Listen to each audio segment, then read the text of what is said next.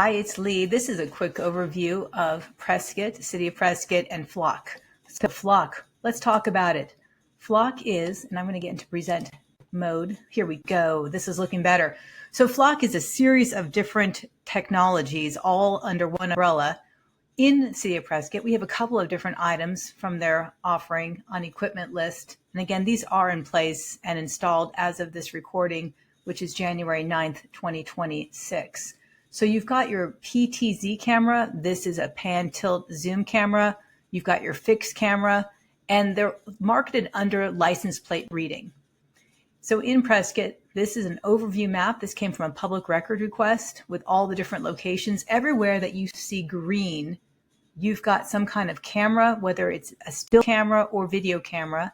And as you can see, it's really impossible to either leave or enter our city without going by cameras. And we've got some neighborhoods, and I've been told this, and I've seen it myself, you really can't find a way to get around these cameras.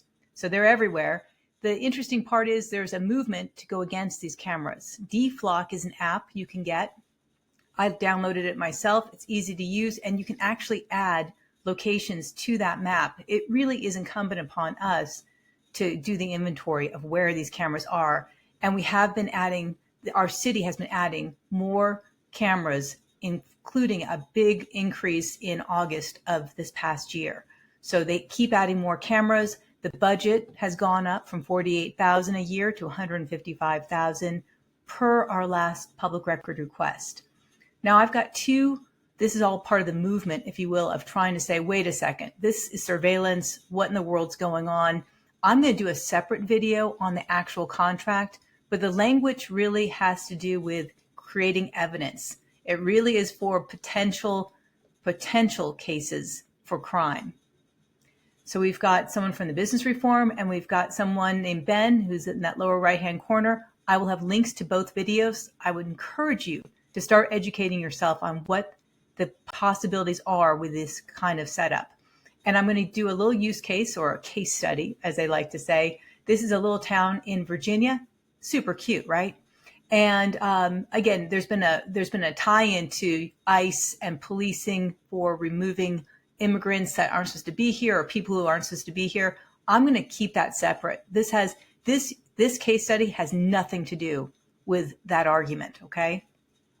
The argument being that, again, that the cameras are creating this incredible amount of data on you and where you're going and what's going on. That's what's really bothering people. And this is from Ben's video on hacking, because he was able to use some open source technology, and guess what? He could get in.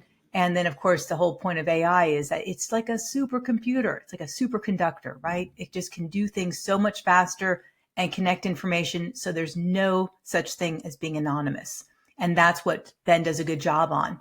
I did a public record request, and this has to do with one car, one plate in City of Prescott.